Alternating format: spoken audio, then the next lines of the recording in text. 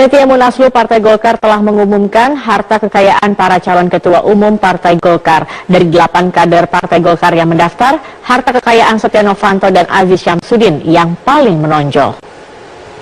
Panitia Munaslup Partai Golkar telah mengumumkan harta kekayaan dari 6 calon ketua umum partai tersebut. Salah satunya adalah Setia Novanto yang disebut memiliki harta kekayaan sebesar 114,8 miliar rupiah dan 49.000 dolar Amerika. Menelisik harta kekayaan Novanto, saat ini saya berada di salah satu kediaman mewah yang dimiliki Novanto di kawasan elit, yakni di Bilangan, Jakarta Selatan.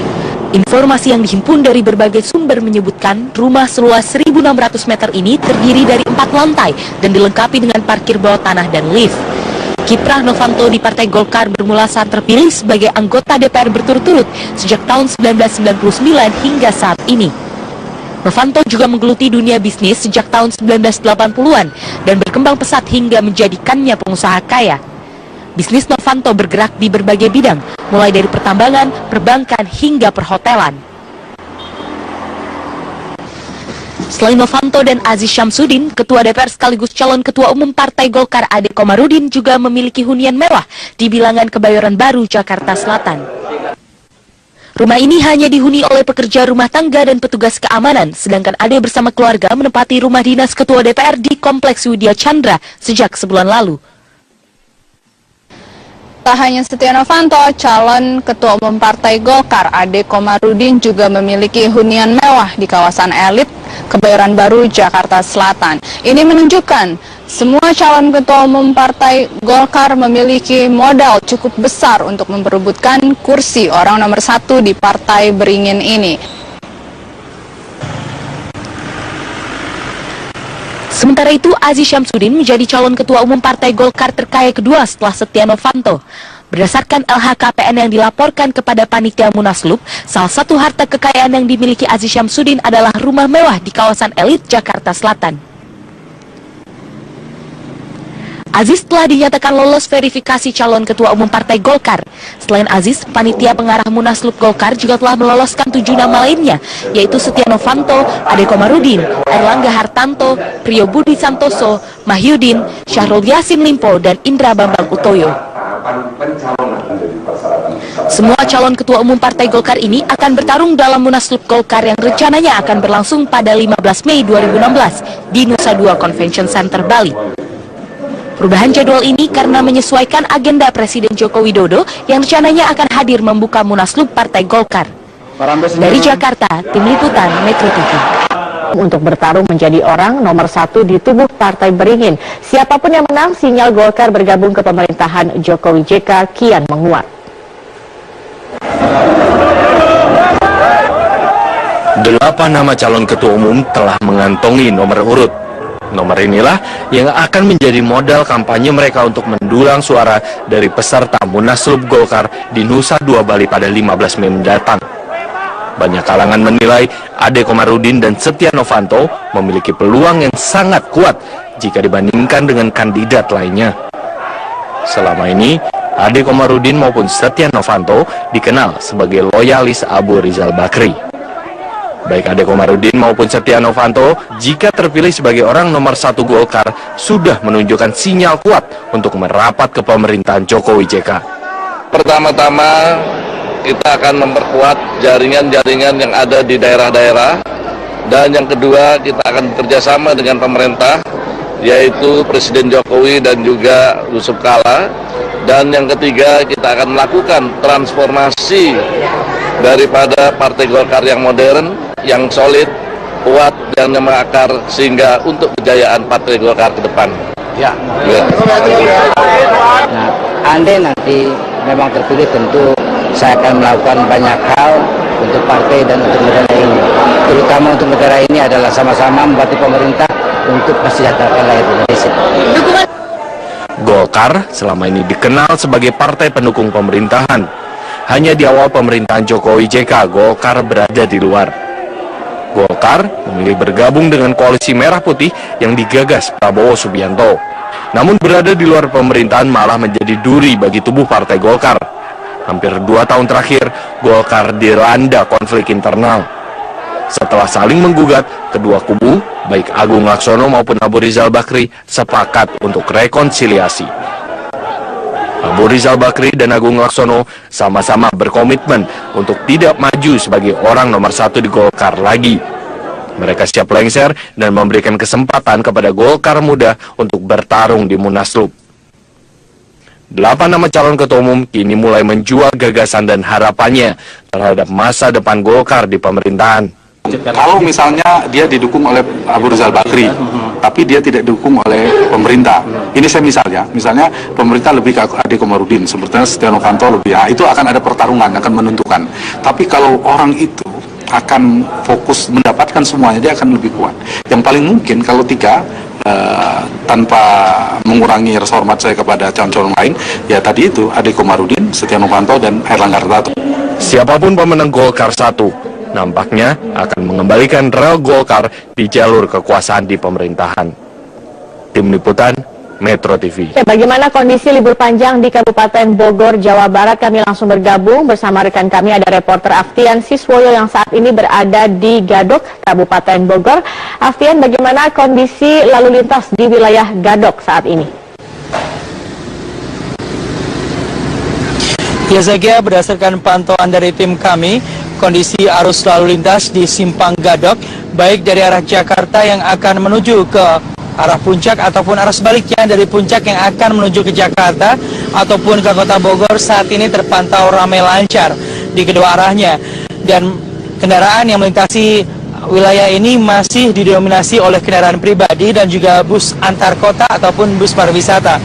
Dan meskipun sempat tersendat ataupun terhenti tadi pada pukul 14 waktu Indonesia bagian Barat hingga pukul 18 waktu Indonesia bagian Barat, kendaraan yang akan menuju puncak dari arah Jakarta ataupun dari arah Bogor pada pukul 18 waktu Indonesia bagian Barat tadi, sistem satu sudah dibuka sehingga di kedua arahnya sudah normal kembali.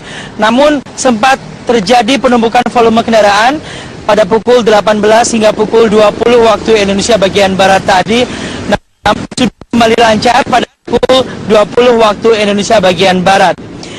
Dan selain itu juga Zakia, ada beberapa titik yang menuju ke arah puncak yang perlu diwaspadai, seperti di arah Taman Safari, kepadatan terjadi di ruas jalan menuju Jakarta, namun di arah sebaliknya cenderung ramai lancar.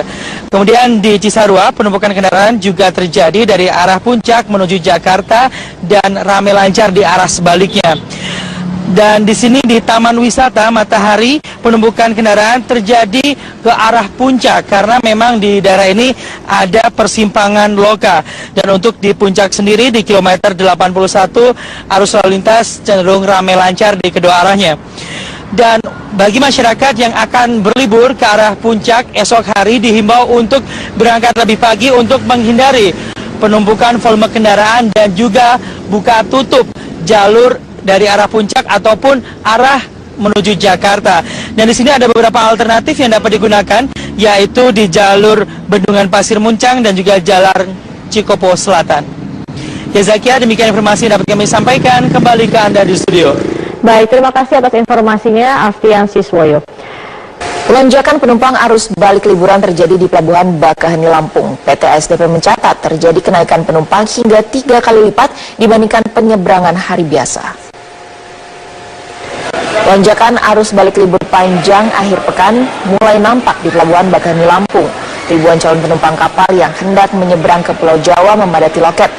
Pada umumnya mereka datang secara bergerombol. Hingga Sabtu malam, lebih dari 9.000 penumpang pejalan kaki telah menyeberang ke Pulau Jawa.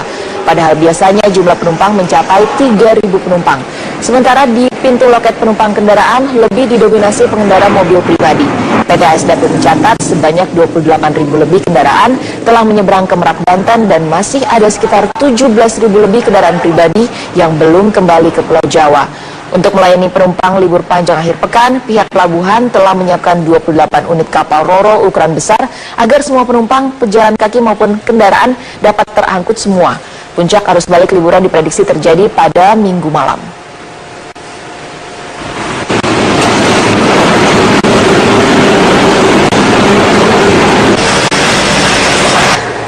Ke informasi lain, pemirsa, meski sempat dibela Wakil Presiden Yusuf Kala dalam persidangan di Pengadilan Tipikor Bandung, Jawa Barat dan bebas dari tuntutan hukum, namun hal itu belum cukup bagi mantan Bupati Indramayu Irianto MS Saifuddin alias Yance untuk lolos dari tuntutan hukum di Mahkamah Agung.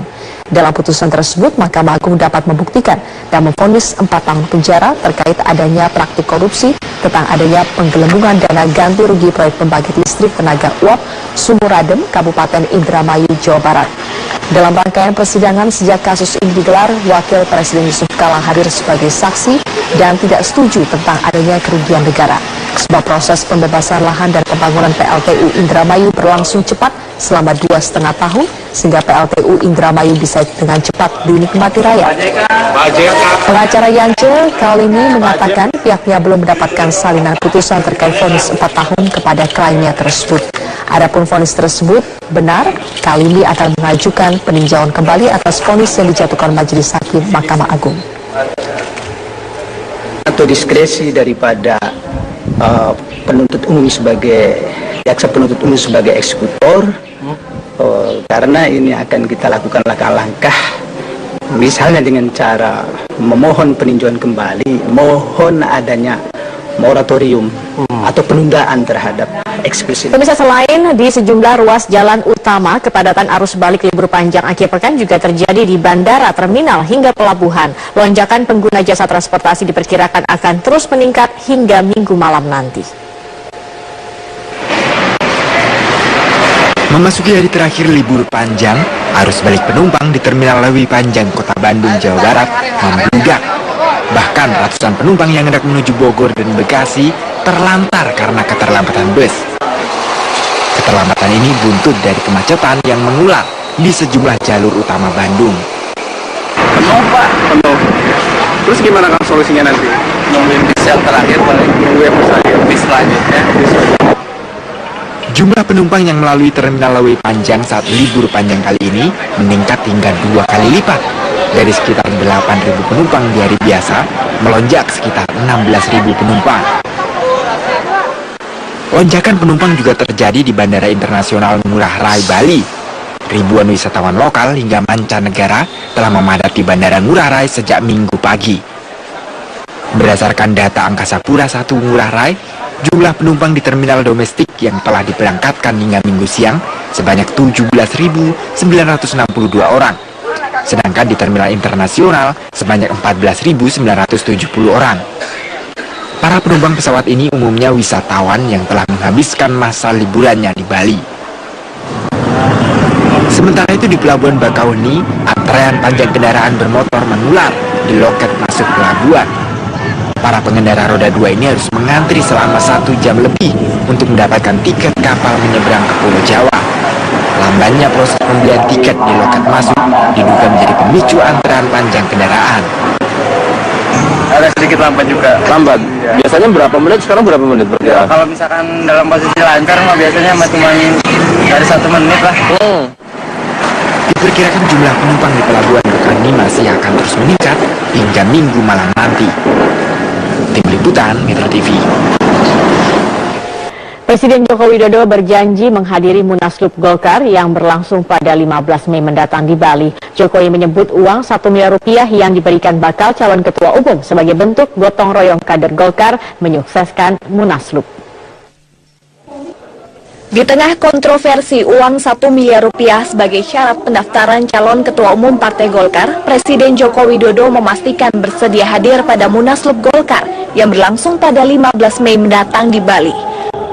Menurut Jokowi, uang 1 miliar rupiah merupakan bentuk kepedulian kader Golkar karena penyelenggaraan Munas memerlukan biaya yang besar. Saya akan datang ke Munas Golkar. Ya, insya Allah saya akan datang.